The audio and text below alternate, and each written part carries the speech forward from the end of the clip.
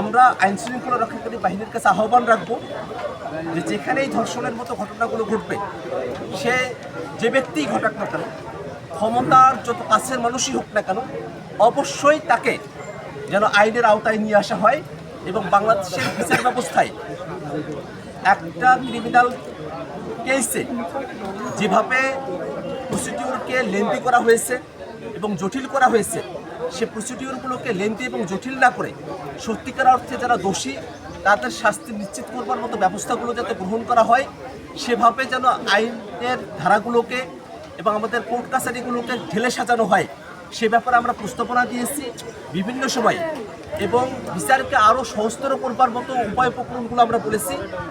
আমরা আশা করব যে সংস্কারের প্রস্তাবগুলো সরকারের কাছে জমা হয়েছে, এই প্রস্তাবগুলোকে সরকার অবিলম্বে বাস্তবায়নের দিকে যাবে এবং পরবর্তী যে সরকাররা আসবেন তারাও সেই সংস্কারগুলোকে কন্টিনিউ করে নিয়ে যাবেন এবং এর মধ্য দিয়ে যারা দোষীরা আছে তারা যখন শাস্তির মুখোমুখি হবে, সমাজে দৃষ্টান্ত তৈরি হবে এবং যারা সম্ভাব্য অপরাধী আছে তারা তখন নিবৃত্ত হবে, অপরাধের ঘটনাগুলো কমে আসবে।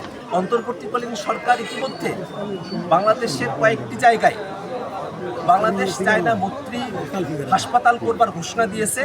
আমরা এই ঘোষণাকে সাধুবাদ জানাই। উত্তরাঞ্চলের জন্য একটি হাসপাতাল বরাদ্দ করার কথা বলা হয়েছে। আমরা আশা রাখব উত্তরাঞ্চলের এমন একটি জায়গায় হাসপাতালটি হোক যাতে করে উত্তরাঞ্চলের অন্তত পক্ষে ৮-১০টি জেলার মানুষ একসঙ্গে উপকৃত হতে পারে। এটা বড় ধরনের একটি প্রকল্প।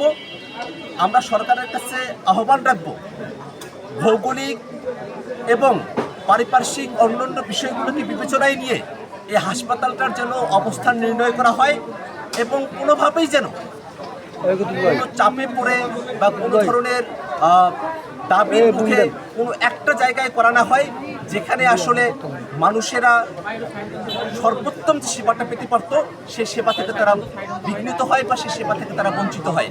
আমাদের দাবির জায়গা থাকবে উত্তরাঞ্চলের মানুষেরা এই হাসপাতালে যেন সর্বোচ্চ সুবিধাটুকু পায় সেটা নিশ্চিত করা।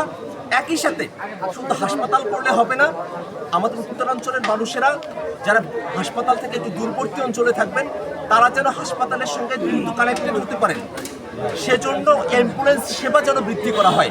প্রত্যেকটা এলাকা থেকে এই হাসপাতালের সাথে বিশেষত অ্যাম্বুলেন্স ব্যবস্থা করতে হবে যাতে করে কোনো একটা অঞ্চলে যদি মানুষ অসুস্থ হয়ে পড়েন সহজেই তাকে সেই হাসপাতালে নিয়ে যাওয়া যায় এবং তাকে চিকিৎসার আওতায় নিয়ে আসা যায়।